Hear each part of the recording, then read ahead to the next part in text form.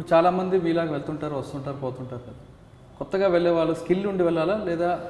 Sir నేను SC Madiga sir. నేను బయటకు వెళ్ళినా యూపీ, బీహార్, గుజరాత్ వాడు ఎవ్వడు కానీ వాడు నాకేమంటాడు, అన్న तू कैसे आया है कंपनी में कारपेंटर में, तेरे को पहले से मालूम है? मैं बोला मेरे को कोई कुछ मालूम नहीं है, मैं ऐसे मेरा दिमाग से ये कंपनी में आया कारपेंटर में అని చెప్పాను అలా. కానీ ఇక్కడికి చాలామంది జగిత్యాలకి బతుకు తెరకు వస్తుంటే ఇక్కడ వాళ్ళ పక్క దేశానికి ఎందుకు వెళ్తుంటారు సార్? ఇక్కడ అదే సార్, ఒకళ్ళని చూసి ఒకళ్ళు సార్. మా ఊళ్ళో ఇద్దరు పోయినరు, వాళ్ళు మంచిగా ఇల్లు కట్టినరు, భూమి కొన్నారు. అప్పుడు ధరలు తక్కువ ఉండే సార్, జీతాలు మంచిగా ఉండే, ధరలు తక్కువ ఉండే. అప్పుడు ఏదో కొన్నాడు. కానీ ఈ ధరలకు నువ్వు గల్ఫ్ పోయినా వేస్టే సార్. ఇక్కడ 5 పైసల భూమి కొనలేవు, 5 పైసల బంగారం కొనలేవు ఈ గల్ఫ్ పోతే. ఇప్పుడు చాలామంది మీరు కూడా ఊర్లో ఇల్లు కట్టారు, మిమ్మల్ని చూసి కూడా గల్ఫ్లో సంపాదించుకున్నాం అనుకునే వరకు ఉంటారు కదా సార్. అప్పుడు ఉండే సార్, నేను చెప్పినా కదా సార్, నాకు ఎంత కష్టమైంది, ఎన్ని సంవత్సరాలు పట్టింది. 2001 నుంచి 2019 వరకు, 2018లో నేను ఇల్లు స్టార్ట్ చేసిన సార్. 18 అప్పుడే కంపెనీ మూత పడ్డది.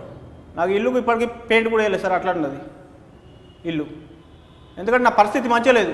నేను ఇప్పుడు దాంట్లో పెయింట్ వేసి ఏం చేయగలుగుతా అని చెప్పేసి ఇల్లు అట్లనే ఉంచిన సార్. అని కట్టుకున్నా కానీ ఉపయోగం లేదు. ఉంటున్నాం దాంట్లో, కాకపోతే దానికి ఏం అది లేదు అన్నట్లు. ఇప్పుడు మీకు ఏం కావాలనుకుంటున్నారు? ఏదో సార్, గవర్నమెంట్ ఏదన్నా ఉపాధి కల్పిస్తే బాగుంటుందని అనుకుంటున్నాం సార్. ఇప్పుడు ఎంతమంది ఉంటారు అలాగా దేశంలో మన తెలుగు వాళ్ళు? తెలుగు వాళ్ళు చాలామంది ఉన్నారు సార్. చాలా పరిస్థితి ఘోరంగా ఉన్నది. అరబ్ వాళ్ళ ఇంట్లో డ్రైవర్ చేస్తాడు, వాడికి తండుతారు, కొడతారు, తిడతారు, ఎన్నో రకంగా హింసిస్తారు డ్రైవర్లు. ఒక్కొక్కరు మంచిగా ఉన్న వాళ్ళు మంచిగా ఇస్తారు, కానీ ఒక్కొక్కడు ఉంటాడు ఖరాబు. 140 మంది ఖరాబు ఉంటారు సార్. 60 మంది మంచి వాళ్ళు దొరుకుతారు. 40 మంది ఖరాబులు ఉంటారు, వాళ్ళు బాగా చిత్రహింసలు చేస్తారు సార్. అంటే ఏ విధంగా పెడుతుంటారు? వాళ్ళు కొడతారు సార్. వాడి టైంకు వాడి ఇంట్లో ఫ్యామిలీని చూసినా తప్పే. ఈ సౌదీ మట్టుకు, వేరే దేశాలది కాదు, సౌదీ మట్టుకు వాళ్ళు ఏదో అవసరం పోయి కాలింగ్ బెల్ కొట్టి వాళ్ళ ఫ్యామిలీని చూసిండా, ఇక వాడికి ఆ రోజు కొట్టుడే, వేరే పని ఉండదు, కొట్టుడే ఇక వాడిని రూమ్లో వేసి. అంటే వాళ్ళు ఎదురు పడినా తప్పేనా? తప్పే. నువ్వు ఎందుకు చూసినావు? అక్కడ మరి మగవాళ్ళ పరిస్థితి ఏ విధంగా, ఆడవాళ్ళ పరిస్థితి ఏ విధంగా ఉంటుంది సార్? ఆడవాళ్ళదంటే మనం చూడలేము, చెప్పంగినోడే కదా సార్.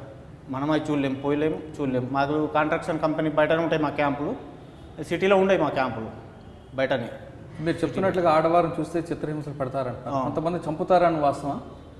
అది వాళ్ళకి ఏదైనా సంబంధం ఉంటే చంపుతారని అనంగా విన్నా సార్. నేను చంపేస్తారు, ఆడ ఎవ్వడికి నీకు తెలియదుగా, చంపేసి అక్కడనే అది చేసేస్తారు. ఇప్పుడు మరి అందరికీ సౌదీ వెళ్ళమంటారా వద్దంటారు? సౌదీ మాత్రం వెళ్ళదు సార్. సౌదీలో బాగా ప్రాబ్లం ఉంది సార్. మెట్రో, అతిపెద్ద మెట్రో పెట్టుకున్నాడు సార్. ఈ బిల్డింగ్ కాంట్రాక్షన్ కంపెనీ లాస్ కావడానికి ఆ మెట్రో కారణం సార్. సౌదీలో ఎన్నో కిలోమీటర్ల మెట్రో పెట్టుకున్నాడు సార్. అండర్ గ్రౌండ్ కూడా ఉంది దాంట్లో, బాగా పెద్ద ప్రాజెక్ట్. ఇప్పుడు మా జేఎన్పీ కంపెనీ ఎన్నో 12 ప్రాజెక్టులు ఉన్నాయి సార్. సగం కంప్లీట్ అయినాయి. ఆ డబ్బులు ఇస్తే ఈ కంపెనీ మాకు ఈ పరిస్థితి రాకపోతుండే. సౌదీ గవర్నమెంట్ పైసలు ఇవ్వకపోవడం వల్ల ఈ పరిస్థితి వచ్చింది మాకు. మీరు చూస్తున్నారు ఐ డ్రీమ్ న్యూస్ని. మీరు చూస్తున్నది ఐ డ్రీమ్ న్యూస్. అంటే కళలని నిజం చేస్తూ ప్రజలకి నిజాలని కళల ద్వారా తీసుకొచ్చే ఐ డ్రీమ్కి మై బెస్ట్ విషెస్. మీరు చూస్తున్నది ఐ డ్రీమ్ న్యూస్. మీరు చూస్తున్నారు I dream channel. For more videos please subscribe I dream. మరిన్ని వీడియోల కోసం ఐ డ్రీమ్ని సబ్స్క్రైబ్ చేయండి. Please subscribe I dream. And I am very much satisfied with the way interview went on. Kindly subscribe to I Dream. For more videos, subscribe to iDream. And loads of fun entertainment and content. Do watch